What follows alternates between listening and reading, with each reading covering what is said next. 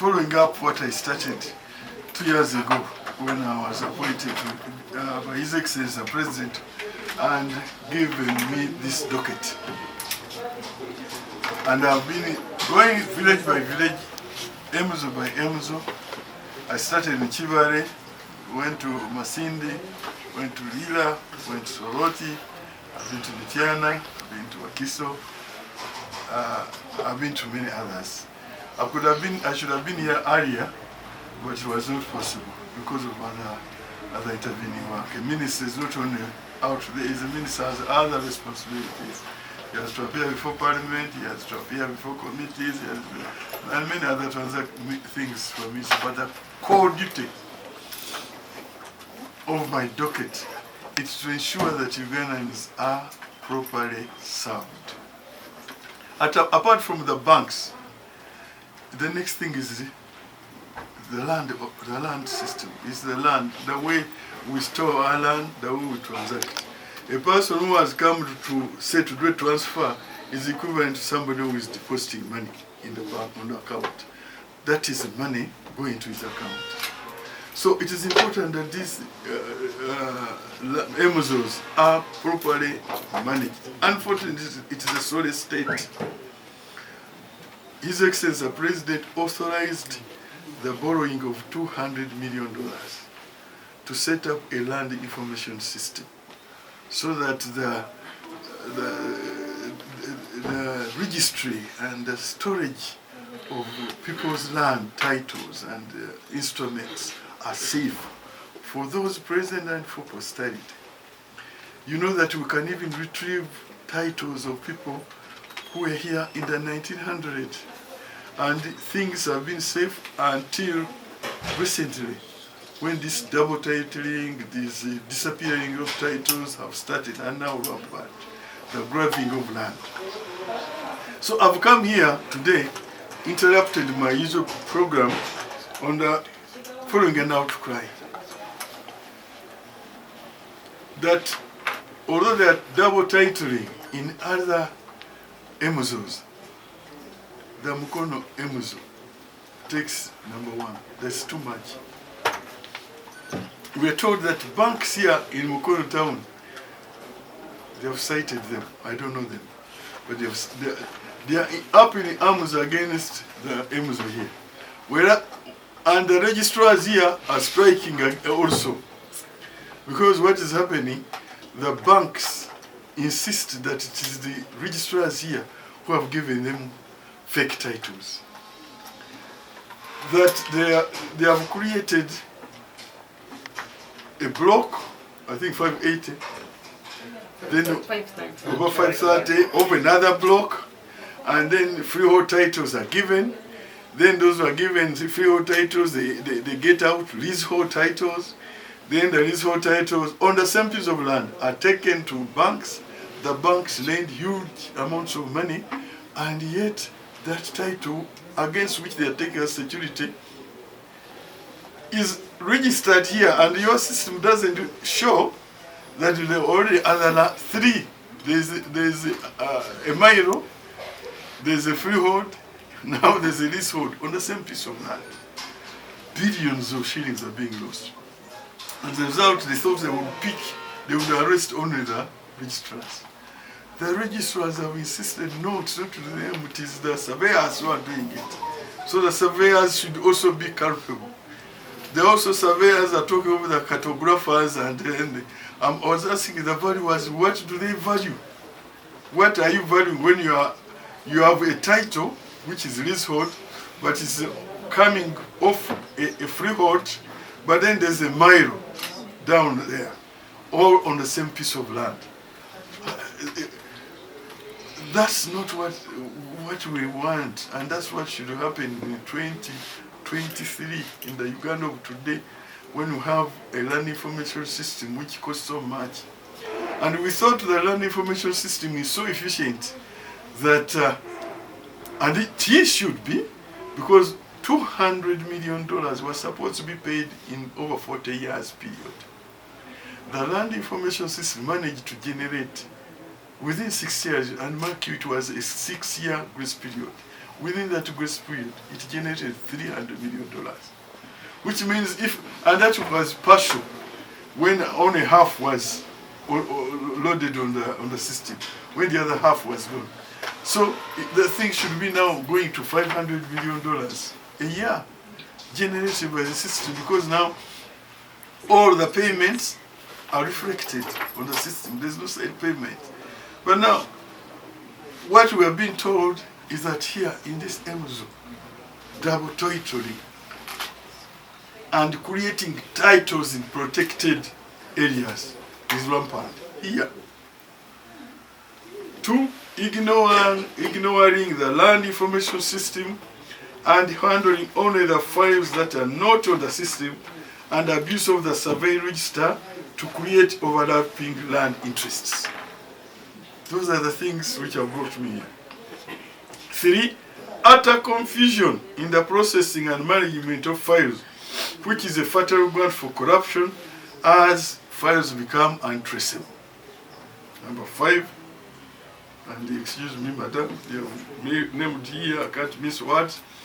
In particular, the Principal Assistant Secretary PAS has been accused of turning the office into a land brokerage agency where no clearance transaction can proceed without her initially appending her initials on the file, on top of seeking her personal clearance for a member of the public to enter the office. That's what they are alleging against him now.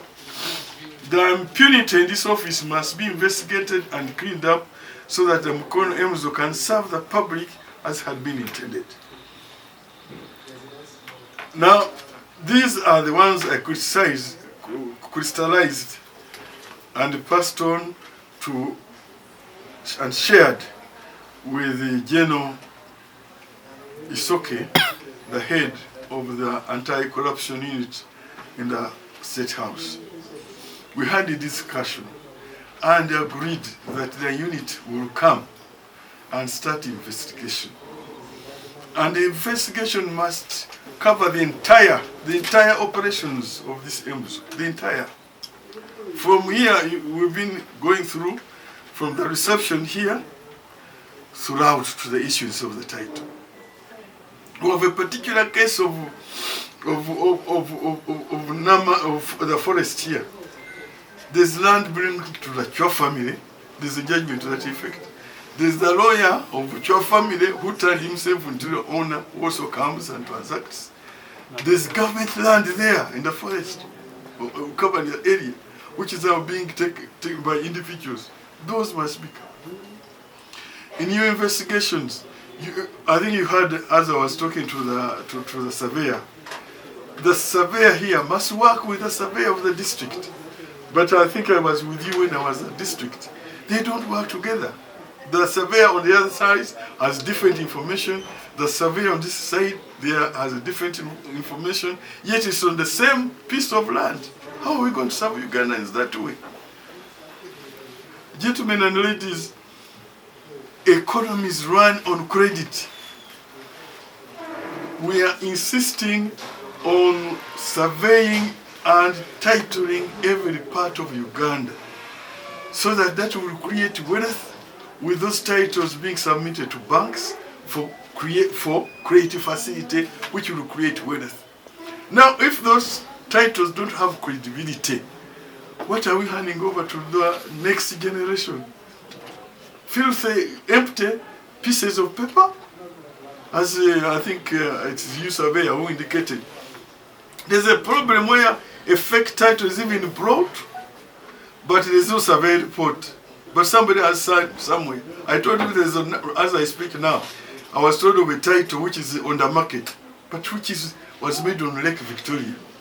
Somebody surveyed. Maybe I want to see.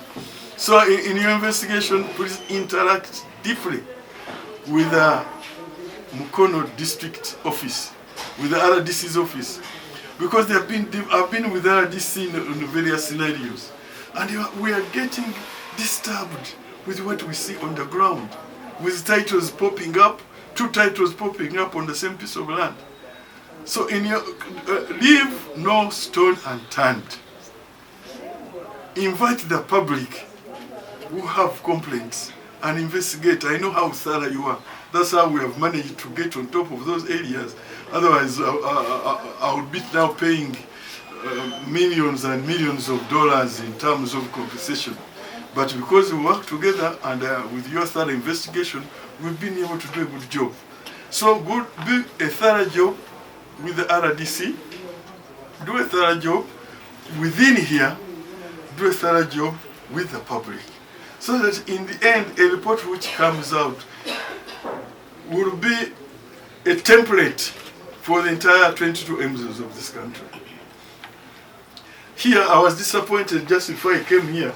So I got information that my work, we had done a good work in Wakiso office, but they are backtracking. Now they are going back to what it was before I went. Maybe we shall investigate that. But I believe you report that, they are hearing me right now, let them put their act together. Because when we go, when I move my troop there, it will not be easy. It will not be easy for them. Because I've been there before, we've cleaned up the place. I was pointing it out as our center of excellence, a one-stop center. I was telling the public that in Wakiso, that's where you go, and you assessed, you pay at the bank, a transaction is done within 20 minutes. Now I'm told they are backtracked. So if they're hearing me now, let them put their acts together before we go and get them. The same as Bukaras. From this moment, as I close, the anti-corruption team which is here will take over the office, and we close the office for the rest of this afternoon for them to arrange with staff how they are going to carry out their investigation. The office will open again tomorrow for the public. They need this time to put the act together. Because of the investigation, madam, I've asked the PS, whom you work with, for you to step aside and put an acting person here as a pass, as investigation continues. That's normal practice. You want I put it down, not my words. So between now and them finishing, I've already communicated to the PS. You will arrange to get the person who will be acting so that you hand over properly, and that person will be here for as long as they are investigating, so that we get a clean investigation. The rest of the staff will remain in their posts, because at least for you, they particularly singled you out. There's no way we can do away with that. I understand that most of you staff have just been posted here, but that's no excuse. I think land transactions are scientific. Physical planning is scientific. Either there's a forest or there's no forest. Valuations is scientific. Surveying is scientific. You can't say because I came yesterday. Therefore, I want to appeal to staff, give all the cooperation that you require. But for this afternoon, let's close to the public. Tomorrow you'll open, so that as we leave them behind, they will give the ground rules which will be followed for the investigation as you serve the public, and the investigation will continue at the same time. I want them to introduce themselves. I didn't introduce them at the beginning. I deliberately left it at the end, because after the introduction, I'll close. I'll leave you with a pass who will be getting the communication, because we don't want there to be a gap tomorrow. There are certain keys and items which need to be done, and I'll leave you with all the authority that it requires. You can introduce. 2 weeks ago I was in the north, I was in Noya, and I was told that MZOs there don't work at all. That people posted from Kampala, they don't go there. If they go, they work 1 day a week. And they're saying if people don't want to work in the north, why do you post them in the north? We are going to investigate this. Please, investigating committee, if you are able, get off time. Don't confine yourself to Mukono.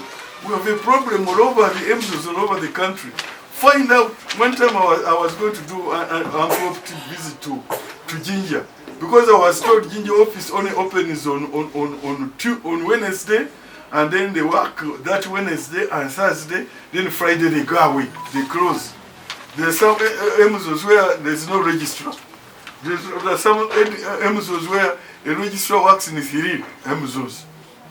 But the people in the north have enough to cry that people in those MZOs don't work. Things come from her, physical planners, and come to you. Yes. Now, what did you ascertain? For example, let's assume it's a freehold title application from her and comes to my desk. I make sure that a freehold title is given by who? Can an individual give a freehold title? No, they apply. When they apply to a district board? Yes. Now, for example, if it's a freehold application or freehold title, before it comes to our office here, the applicant has to go to the land committee at his sub-county level. He applies, which gets and goes to and then when they come and inspect his land, they make a report for him that surely his land is in this area. We have inspected it, has a boundaries from here to here, and they sign for him and drop a report. From there, he takes the application to the district. The district also receives, sits, and approves that this property can be forwarded to our office for further verification and approvals. Now that's where it goes to her, then it comes to me. And on my desk. So you liaise with the district board?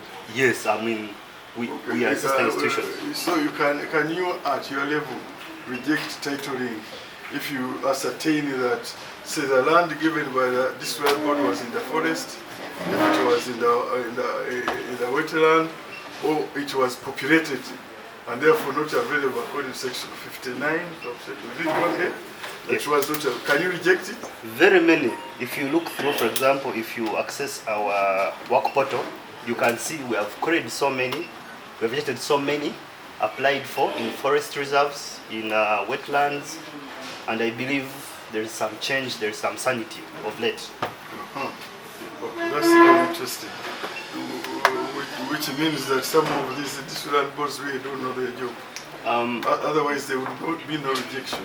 Because the area committee should have scrutinized. They're there on the ground.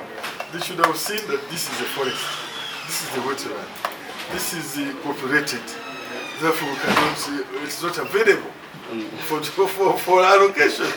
And they are aware of the amendment that it becomes a void transaction. But yet they bring it here. Honorable Minister, I would want to bring this to your attention that the land board does not inspect the land, meaning that they rely on the report made by the land committee to their office. Now, it's hard for them to know that the land is encumbered. You cannot defend them. However, with guidance of the district staff surveyor and the physical planner, they ought to guide the board because they have the access to the... Because is your staff surveyor? I mean, does he work with the district surveyor? Yes. Because I've heard something before. Yes. Now, meaning the district staff surveyor is supposed to guide the board that. Oh, but he doesn't. The application they have brought in falls within block number this, and there's a forest reserve here. So we can. They don't do that work, and they leave it to you to do the work for them. Sometimes we go an extra mile with her guidance. Now we even call applicants to appear in person, to appear and countersign on the application that I've applied for this land, to avoid doubts in future that they didn't apply for land. Two, we've also tried to put up some measures of calling for inspection, because now we cannot sit back and say we're going to do everything for the board, because at the end of the day, they come for us. So we have now done some inspections, and we are pushing for more facilitation. Where need be, we do some inspections. Yeah, I've heard you, but also what I've heard is that the board is not doing this work. But because you know you cannot superintend the work of the board. We Because supervise. according to the constitution, the board, in its making this decision, is not subject to any person or authority, but they take into account the policy of the executive committee of the district. Honorable Minister. So you cannot, when it has made its decision, you cannot countermand it. You can only refuse to register, and the person goes back to the board. We do But that. you go the extra mile and actually correct it and then proceed with the title. Honorable Minister, we are here to, under my office, I'm a land officer here. I'm supposed to supervise the land board. I'm supposed to guide them. And that's where when I query, for example, when I query, I put a Okay, notice. now I have another line in you. You know the circular I passed. By section 60, subsection 3 of the Act, you're supposed to write and publish and report. 99% of them have not done it for the last several years. So I issued that, and they are not supposed to proceed to the next year if they have not published that report, because it's a must shall. But what happens? They don't. So now you are my ally here. Yes, If at the end of the year none has now good enough now since that Notice they are now complacent. they are now complacent. Maybe you would liaise with our land administration. Say, has this I have a year transaction from this place. This is Mukono. Yes, Mukono, And I know whether they have something they are doing. It would assist. Because maybe that will help in our superintendent, our own oversight. Some have submitted, and I think others are on their way because since you issued a notice, Yes. they have been complacent, and I believe they are being brought back to order. Thank you for the good work, sir. Okay.